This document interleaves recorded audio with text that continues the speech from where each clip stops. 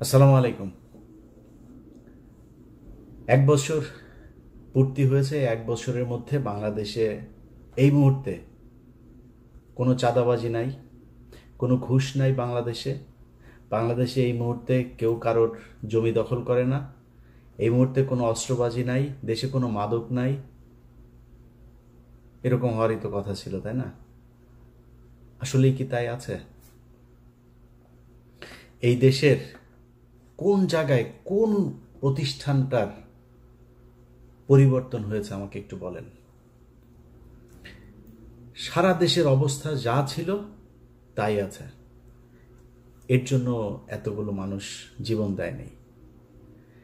তারপরেও বিশ্বাস করি যে হয়তো একটা ভালো কিছু হবে, নির্বাচন হবে, নির্বাচনের পর একটা সরকার আসবে, সেই সরকার এই দেশের মানুষের জন্য কিছু করবে। আমি ডক্টর ইউনূসের যে সরকার, এই ইউনূসের সরকারকে আমি একটা ব্যর্থ সরকার বলবো। তিনি কিছু চাঁদাবাজ নিয়ে তারপরে তার আশপাশে তিনি একটা রাষ্ট্র চালাচ্ছেন। ব্যক্তিগতভাবে তার টাদাবাজির ব্যাপারে কিছু জানি না, কিন্তু একটা একটা করাপ্টেড একটা গভর্নমেন্ট তিনি পরিচালনা করছেন। বাট ইউনূসকে আমাদের দরকার ছিল। এখনো পর্যন্ত ভারতীয় যে আগ্রাসন, এই গত কয়েকদিন আগে যুক্তরাষ্ট্রের সাথে যে কূটনৈতিক দর কষাকষি, এগুলোর জন্যই মূলত তাকে আমাদের খুব দরকার ছিল। তিনি ছিলেন, আছেন, আমার কোনো সমস্যা। সামনেও তাকে একটা ভালো জায়গায় রাখা হোক।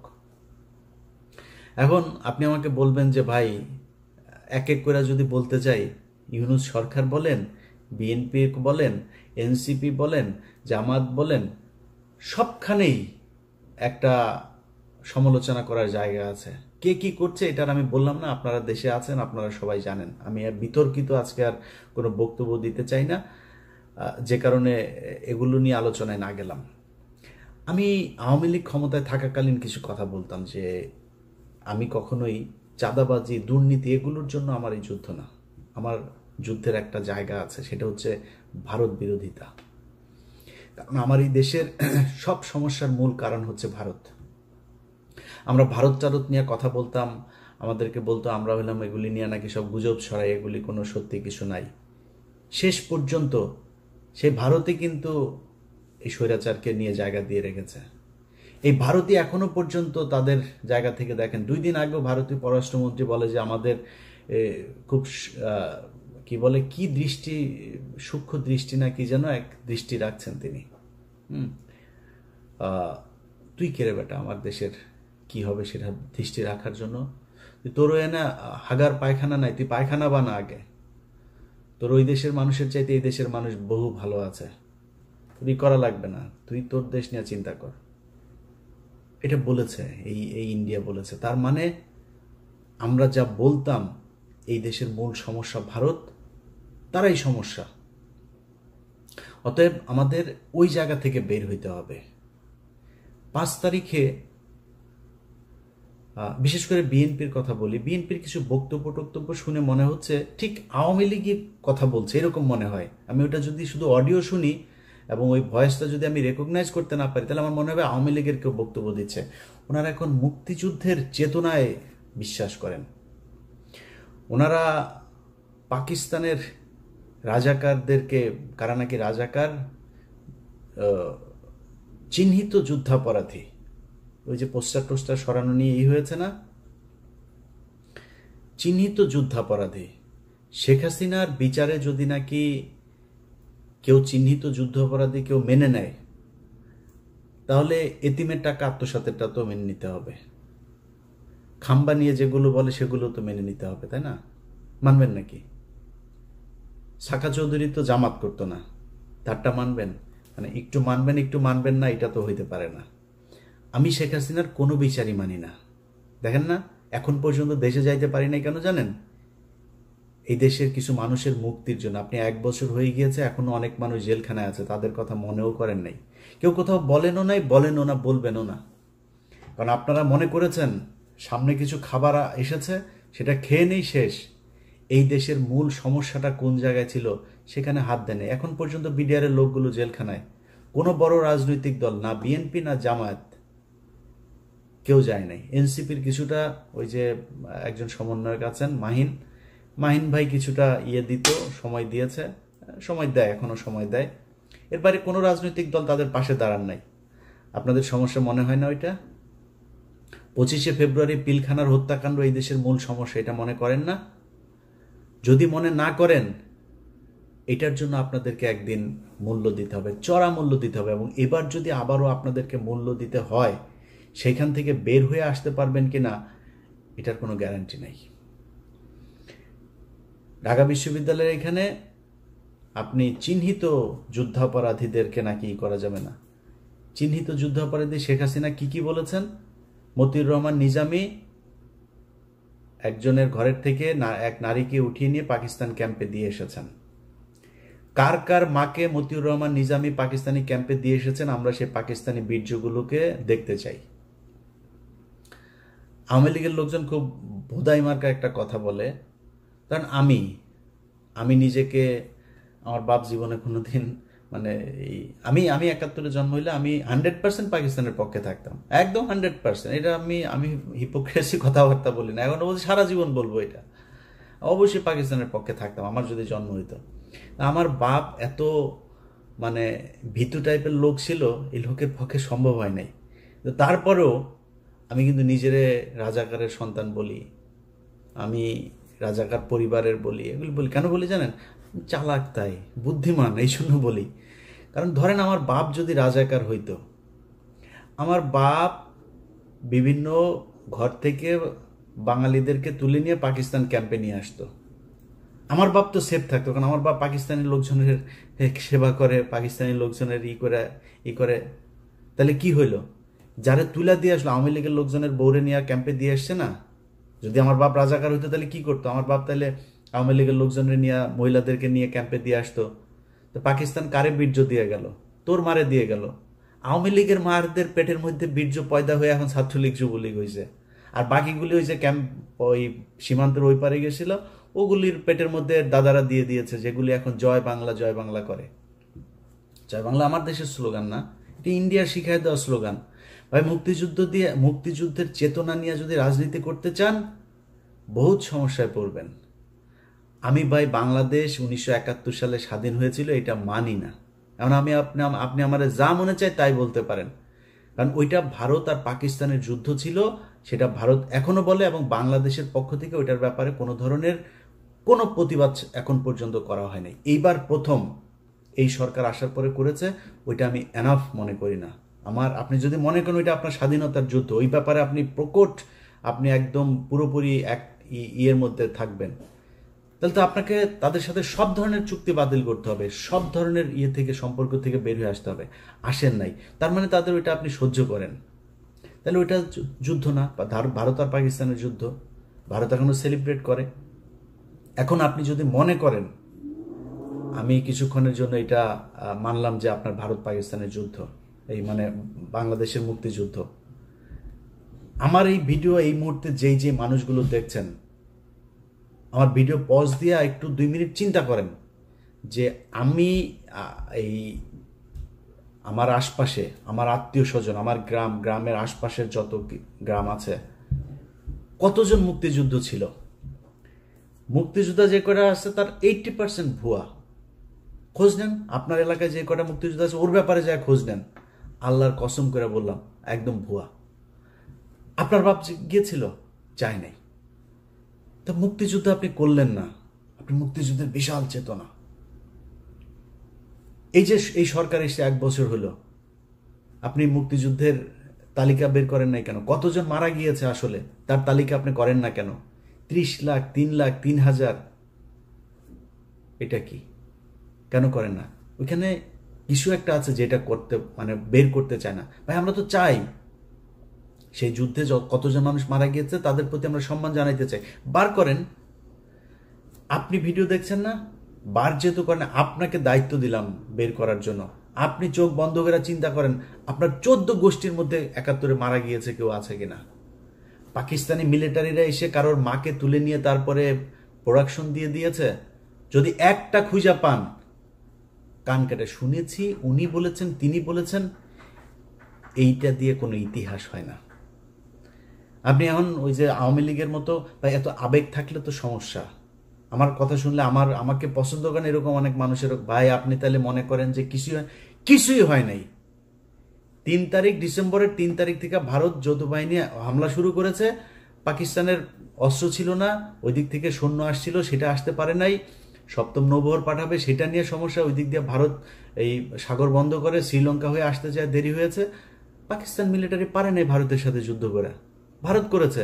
আরে ভাই আপনি কোন যুক্তিতে আমার কাছে আসবেন? 16ই ডিসেম্বর দেখান আপনি বাংলাদেশের একটা মানুষকে সেই জায়গায় ছিল, কেন ছিল না?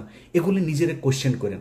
আমি আমার নিজের কথা বলি, আমি ছোটবেলা থেকে মুক্তিযুদ্ধ মানে ওরে বলছি যে সিনেমা টিনেমা দেখতাম, বাংলা সিনেমা দেখতাম না, বাংলা সিনেমায় দেখা বাবারে নিজের সন্তানকে কাঁথার ভেতর থেকে বের করে মুক্তিযোদ্ধাকে ঘরের ভেতরে জায়গা দিয়া তারপরে মুক্তিযোদ্ধারে বাঁচাইলো, বিশাল এক নাটকীয় এক দৃশ্য অবতারণা করলো, করে মুভি একটা বানায় ফেলে। ওইটা দেখে দেখে বড় হয়েছে না, মানে কিছু না হইলেও কিছুটা তো আছে। শেখ মুজিবের প্রতি আমার ভীষণ রকমের শ্রদ্ধা ছিল, আমি স্বীকার করছি, বিশ্বাস করেন জানতাম না তাই। আরে শালায় তো একটা বদমাস, এমন কোনো চাউরামি নাই যে এই শালা করে নাই। এই যে নারায়ণগঞ্জে চশমা ফেলে রেখে আসা বেশ্যাখানায়, মিথ্যা কথা না। ওর দলের এই যে শামসুল হক, ওর দলের এই লোকটারে জেলখানায় রেখে ওর বউরে সারা জীবন আকাম কুকাম করেছে। ওর বউ এই যে নিউ ইয়র্কে, এই যে আমেরিকায় এখন সম্ভবত নিউ জার্সিতে থাকেন। এই শালা এই যে পাপনের মা, এই পাপনের মারে এই যে রাষ্ট্রপতি ছিল জিল্লুর রহমান, এই শালায় তো ওরে কিছু করতে পারতো না। এই শালা শেখ মুজিব ওর এই আইবি রহমানরে আকাম কুকাম করতো। এটা নিয়ে শেখ মুজিব এই শেখ হাসিনার পরিবারে বিশাল গ্যাঞ্জাম হইতো। সুন্দরী ছিল তো, শেখ মুজিব এটারে করতো। বাকশাল ভাই, একটা মানুষের কোনো দল হতে চান, আপনাকে আমি কয়েকটা ক্লু ধরাই দিলাম, আপনি খোঁজ নেন আপনার গ্রামে, আপনার আত্মীয় স্বজন, আপনার প্রতিবেশী, যত চারিদিকে যতটুকু কানেকশন আপনার আছে খুঁজে বার করেন যে পাকিস্তানের মিলিটারিরা এসে কারোর মাকে আকাম করিয়া গিয়াছেন, আমার একটু জানাবেন প্লিজ। কারোর বাড়িতে এসে পাকিস্তানের বাংলাদেশের মুসলমানকে এসে তারপরে মেরেছে? হ্যাঁ, অনেক হিন্দু মেরেছে, এটা সত্যি কথা। কারণ যুদ্ধটা তো ভারত পাকিস্তান, পাকিস্তানি বাহিনী জানতো, পাকিস্তানের সরকার জানতো যে আগরতলাতে গিয়ে শেখ মুজিব কি গ্যাঞ্জাম করে এসছে, কি ষড়যন্ত্র করে এসছে। সেই কারণে তাকে ক্ষমতায় বসতে দেওয়া হয় নাই, যে এরে দিলে তো এই তো ইন্ডিয়ার কাছে বিক্রি করে দিবে দেশ, জন্য করা হয় নাই। কিন্তু আমরা যদি স্বাধীনতার কথা বলেন, আলটিমেটলি পাকিস্তানের রাজনীতিবিদরা যে পরিমাণে করাপ্টেড, আমাদের মতোই, এই দেশ এমনি টিকতো না। পাকিস্তান এখন দেখেন এখনো ভাগ হইতে যাচ্ছে, এই দেশ টিকতো না, ইন্ডিয়াও টিকবে না, টুডে টুমোরো এটা টিকবে না, আপনারা বলে রাখলাম। তো আমরা স্বাধীন হইতেই হতো, বাট এই যে আমাদের যে গল্প সাজিয়ে দিয়ে দেওয়া হয়েছে, এই ন্যারেটিভ তো আওয়ামী লীগের ন্যারেটিভ, ইন্ডিয়ান ন্যারেটিভ। আপনি এখন এটারে করছেন স্বাধীনতার চেতনা, জাতিসঙ্গীত, জাতীয় সঙ্গীত। ওই যে ছাত্রদলের সাধারণ সম্পাদক, ওর বাপ ছিল আওয়ামী লীগের নেতা, ওর আওয়ামী লীগের নেতার ওই বাপেরে আওয়ামী লীগ এখন শিখাই দেয় তোমার ছেলেরে দিয়া তুমি এগুলি করবা। এই কালকে যে ছাত্রদলে ঢাকা বিশ্ববিদ্যালয়ে যেটা করেছে, করেছে এই নাসিরের কারণে হয়েছে এটা, কারণ নাসিরের বাপ আওয়ামী লীগ নেতা, ও করবে না এটা। ওইটারে জাতীয় সঙ্গীতের পক্ষে কথা বলে। তারপরে জাতীয় সঙ্গীত কোন পয়েন্টে আমার সাথে আসবে? জাতীয় সঙ্গীত, জাতীয় সঙ্গীত বাংলাদেশের কোনো নাগরিকের না। এক, জাতীয় সঙ্গীত লেখা হয়েছিল 1905 সালে বাংলাদেশের বিরুদ্ধে, বঙ্গভঙ্গের বিরুদ্ধে করা হয়েছিল। জাতীয় সঙ্গীতের সুরটা গগন হর করার চুরি করা সুর। কোন পয়েন্টে এটা আমার জাতীয় সঙ্গীত থাকবে? আমার বল। এত আবেগী হয়ে তো লাভ নেই, এটা আবেগীয় না। ওর বাপ আওয়ামী লীগ করে, এই নাসিরের বাপ আওয়ামী লীগ, খোঁজ নেন ইয়েতে যায়, এই নোয়াখালীতে যায়, ওর বাপ আওয়ামী লীগ করতো, যেই কারণে ও আজকে এটা করে, এই পক্ষে কথা বলে। তো এখন এগুলি যদি করতে আসেন ভাই, আমি আগেই যেটা বলছিলাম যে আমি দুর্নীতি এগুলো নিয়ে ভাই আমার কোনো ইন্টারেস্ট নাই, এটা করবেনি। অনেক মানুষ এসে বলতে পারে ইলিয়াস ভাই আপনি দুর্নীতির বিরুদ্ধে কিছু বলেন, চাঁদাবাজি নিয়ে কিছু বলবেন না। ভাই যার সুযোগ নাই সে চাঁদাবাজি করে না, যার সুযোগ আছে, আমি তো দেখছি তো, একজন ম্যাডাম, নাম বললে চাকরি থাকবে না, ম্যাডাম দ্বিতীয় শেখ রেহেনা হতে যাচ্ছেন, নাম আর বললাম না, ম্যাডাম দ্বিতীয় শেখ হাসিনা হতে, শেখ রেহেনা হতে যাচ্ছেন। ম্যাডামের স্বামী নাই, এবার খুঁজে বার করেন গিয়ে যান, যা করতেছে ভাই। আমার এখন যদি নাকি আমি করতে যাই, এক এক করে যদি, আমার কোনো বন্ধু থাকবে না ভাই, এত প্রেশার নিতে পারবো না, দরকার নাই। সো এই দুর্নীতি মুর্নীতি নিয়ে যারা আমারে বলতে বলেন চাঁদাবাজি টাদাবাজি নিয়ে, ভাই অনেক করেছি, আর না, ওগুলিতে যাইতে পারবো না। বাট এই যে ইন্ডিয়া আমার রক্তের মধ্যে কিন্তু লেখা ভাই, আপনি আমার আব্বা হইলেও আপনারা কিন্তু আমি ন্যাংটা করে ফেলবো।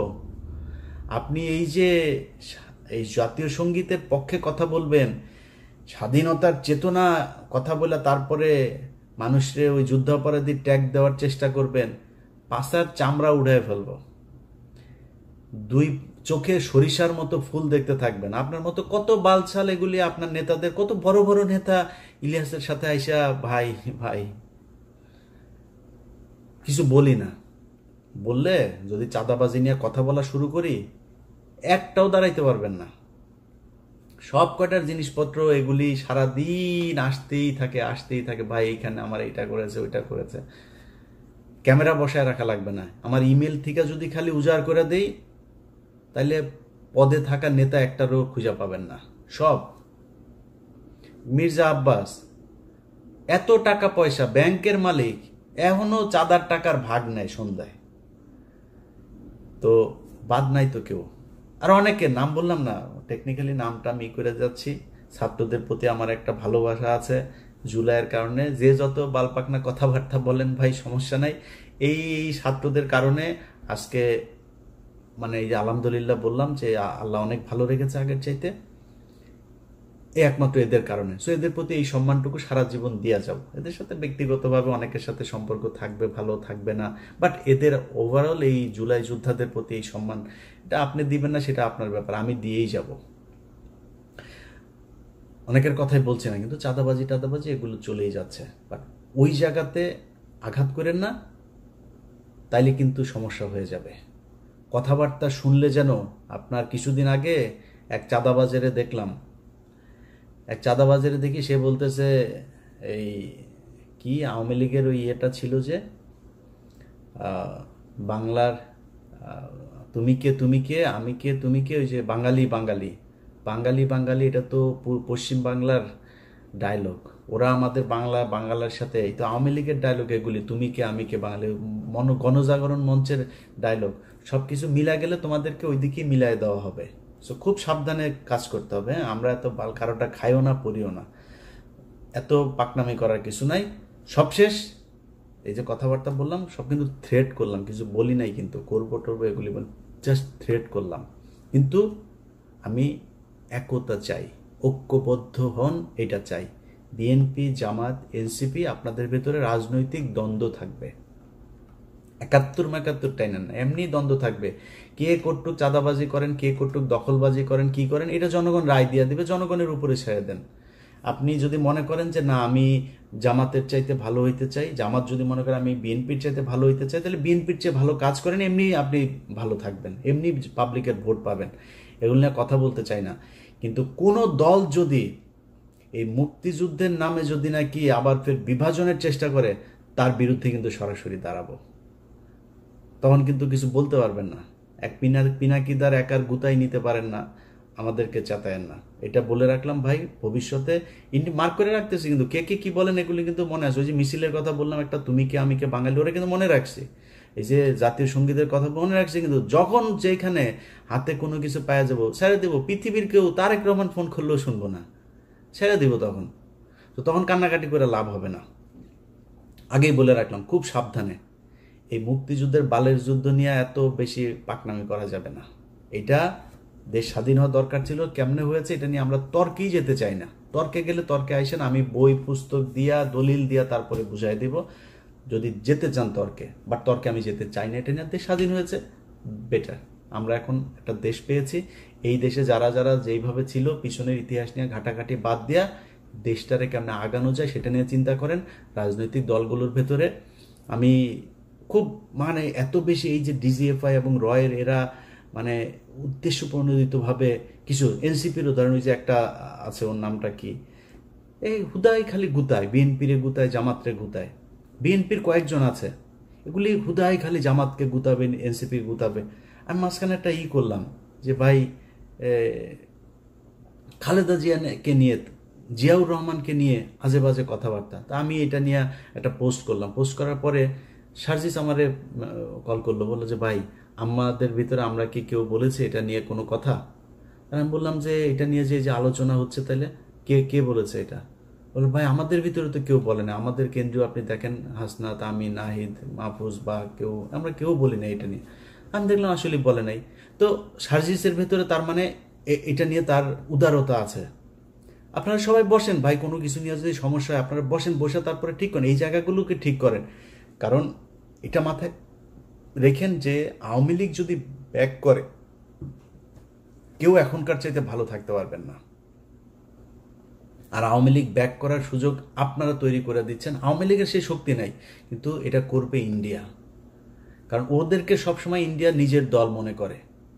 এই কারণে এই জায়গা থেকে যদি আপনি নিজেকে, দেশকে যদি নিরাপদে রাখতে চান, আপনাদের ভেতরে যা মনে চায়, যত মনে চায় দলাদলি, মারামারি, খুনাখুনি, যা মনে চায় করেন। আওয়ামী লীগ, ইন্ডিয়া, ইন্ডিয়ার মুক্তিযুদ্ধের ন্যারেটিভ, এই জায়গায় আমাদের সবাইকে ঐক্যবদ্ধ থাকতে হবে। আমি ভাই কোনো দলের না। আমার একবার বিএনপি জামাত বানায়, জামাত বিএনপি বানায়।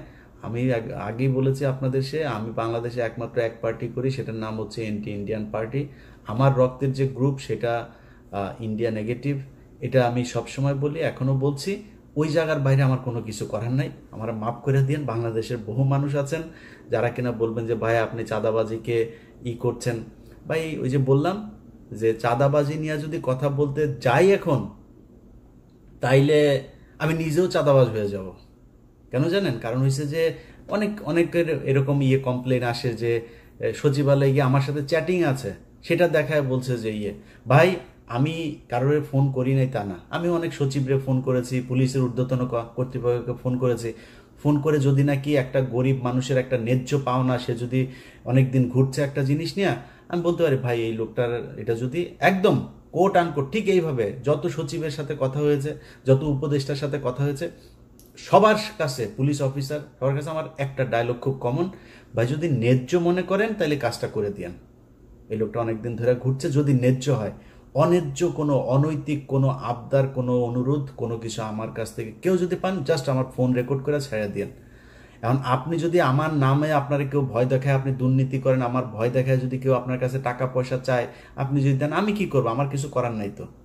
যদি নাকি আমারে কেউ টাকা পয়সা দিয়ে থাকেন, আমার কোনো ভয়েস, আমার কোনো কিছুতে যদি দিয়ে থাকেন, আল্লাহর রাস্তায়, এটা আমার অনেক শত্রু আছে, যে কোনো আমার এটা দেওয়ার জন্য অনেক মানুষ বসে আছে, ওর কাছে পাঠায় দিয়েন। পাঠায় দিলে দেখবেন যে ওরা আমার এটা প্রচার করবে। আমি এটি করি না, আল্লাহ যেন ওই রাস্তায় না নেওয়ায়।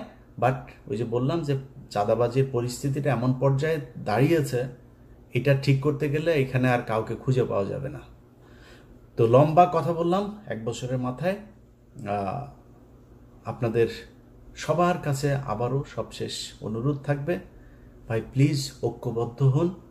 ঐক্যবদ্ধ যদি না হতে পারেন, তাহলে আমাদের দেশের সামনে অনেক খারাপ পরিস্থিতি বিরাজ করবে। ধরেন যেই ভাইরা বিএনপিতে আছেন, আপনাকে নিয়ে কোনো খারাপ কোনো কিছু যদি নাকি মানুষ সমালোচনা করে, ভাই আমার চাইতে, আমি তো এখনো বহুত গালি শুনি, বহুত সমালোচনা সহ্য করি। আমারে প্রচন্ড ভালোবাসে এরকম মানুষের সংখ্যা যেমন আছে, আমাকে ঘৃণা করে এরকম মানুষের সংখ্যাও আছে। এই যে এই পরিস্থিতির ভেতরে আমি, যারা আমার সমালোচনা করে, আমি তাদের সমালোচনা অনেক কিছু, আসলে কি আমার এটা ঠিক হয় নাই, আমি নিজে ভুল করি।